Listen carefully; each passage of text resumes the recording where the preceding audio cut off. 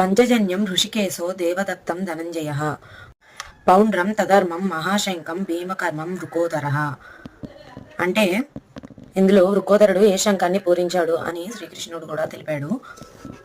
భయానకమైన కర్మలు చేసే భీమసేనుడు పౌండ్రం అంటే ప్రీతి అనే పేరు గల మహాశంఖాన్ని పూరించారు.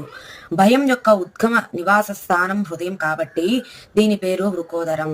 మీ యొక్క భావం ఆసక్తి పిల్లలపై ఉంటుంది, కానీ వాస్తవానికి ఆ ప్రేమ మీ హృదయంలో ఉంటూ మీ పిల్లలలో మూర్తి భవిస్తుంది.